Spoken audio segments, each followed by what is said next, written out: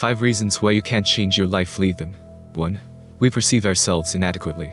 No one can hide from the pitfalls of thinking, the intricacies and bugs of the psyche that deceive us and influence the way we act and perceive things.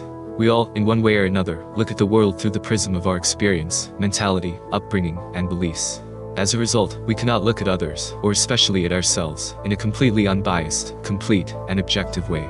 For example, because of the participant-observer effect, we are sure that we ourselves are wrong because of circumstances, but others are wrong because of our own incompetence. The illusion of transparency makes us feel as if we can see right through those around us. All these traps prevent us from soberly assessing our strengths and weaknesses, our abilities and growth areas, how we behave, and how we are perceived by others. As a result, we may choose the wrong strategy to develop those qualities with which we're fine, and not pay attention to what needs to be pumped up. For example, a person wants to get a higher position and thinks he needs to improve his English or other professional skills. But in fact he has problems with communication and self-presentation, which he does not notice. In such situations, an outsider's perspective should help. You can ask for feedback from those whom you trust, friends and family, a manager or colleague. Yes, it is unlikely that any of them will be completely objective and unbiased. It is almost impossible in principle. But if you gather a few opinions, the picture becomes more complete. 2. We do not present a clear image of the target. Instead of it, there are only vague ideas like becoming better, successful, slimmer and prettier. Or vague and not very realistic fantasies. I go out beautiful and smartly dressed from the expensive car, and all around are dying of envy and admiration.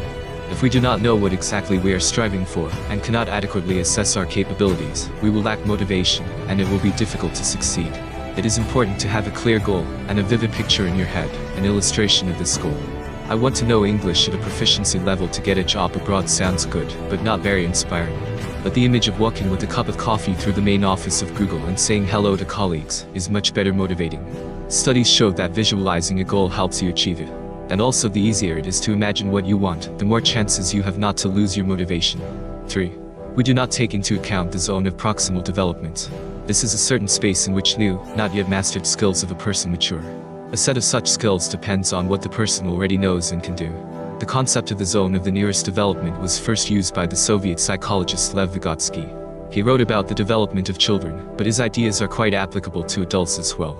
A child who does not yet know letters and syllables cannot be taught to read immediately. An adult who has never participated in sports should not run 5 kilometers at once.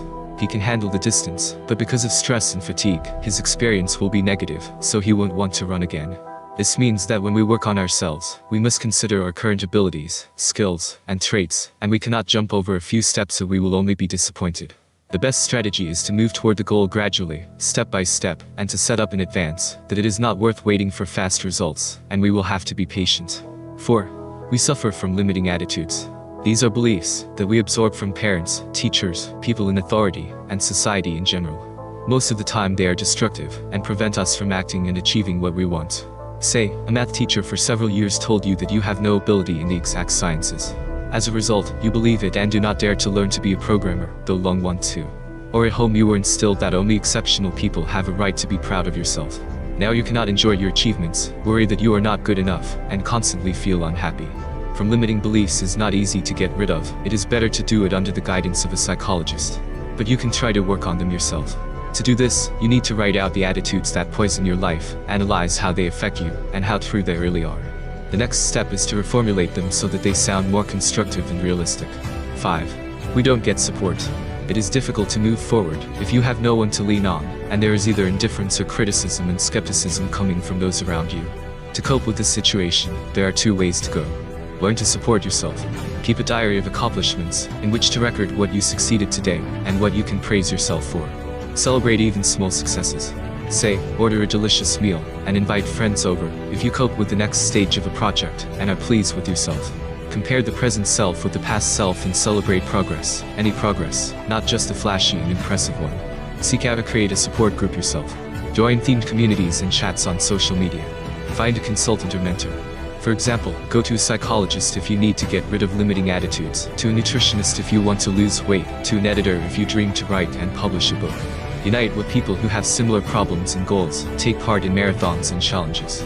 So there will be people around who will give valuable advice, sympathize, do not allow you to give up, and inspire you to do heroic deeds. Thank you for watching the video to the end. Please subscribe and like it, it will be the best motivation for me to release videos more often. Let's get better together. Write your opinion about the video in the comments. See you around.